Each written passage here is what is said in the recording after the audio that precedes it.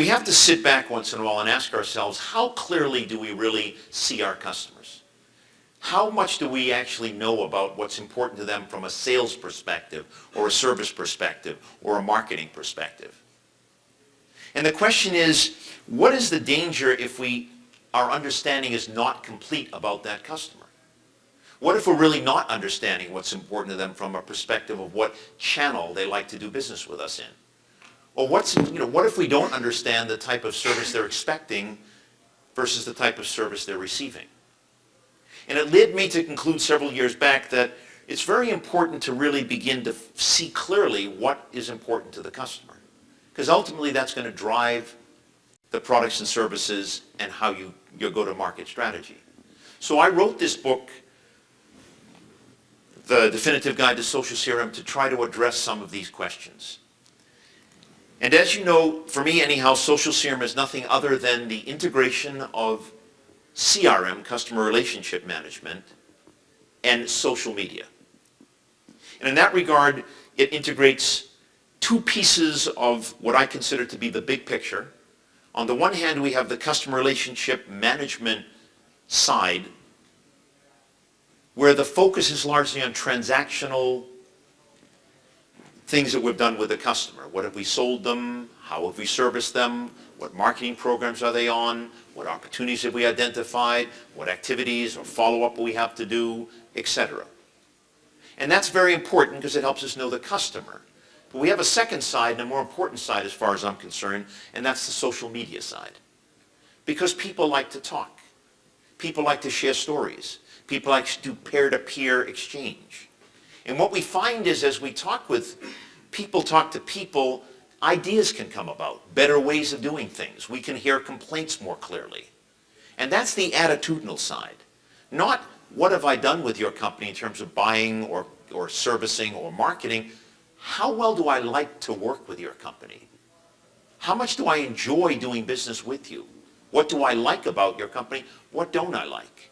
And it's been my impression all along that if we can mix the transactional side of what you've done with the company, the CRM side, together with this now social media understanding of what you like or dislike about our company, and we put the two together, we're in a much better position to see clearly what's important to the customer and what we can do to better service, sell, and market to that customer.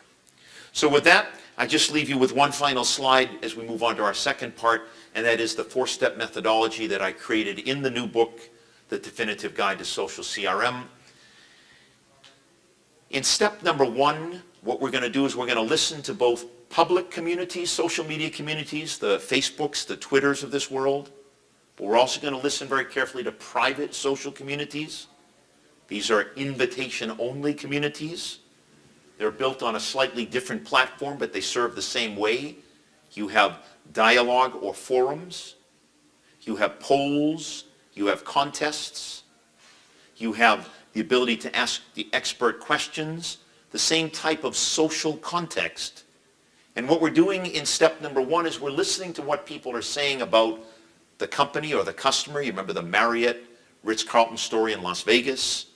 And we're acting upon what we hear by taking that information in step number two, monitoring and filtering all of this social verbiage that we are open to us. And we're going to bring that down to hopefully an individual so that we now know what a particular person said about our company, and we can then respond to it directly to that person. So in step number three, once we've listened and filtered and monitored, we're going to now take that insight, I call it social insight, we're going to bring it inside our CRM system, particularly in the customer profile. And now what we have is a more comprehensive understanding of both the transactional and the attitudinal side within the customer profile. In step number four, that allows us, if you will, to now engage with the customers in ways that we couldn't before, because not only do we know transactionally what they've done with us, but we now know how they feel about us or what they've said about us, etc. And so it would be my humble observation that this four-step methodology is a fairly good way to get a company to better understand how to successfully implement social CRM And at the end of the day, if we can do this correctly, we will now have a profile of that customer that not only contains the transactional side, but has that new bubble of social media insight or social insight that we can again leverage to use in engaging the customer.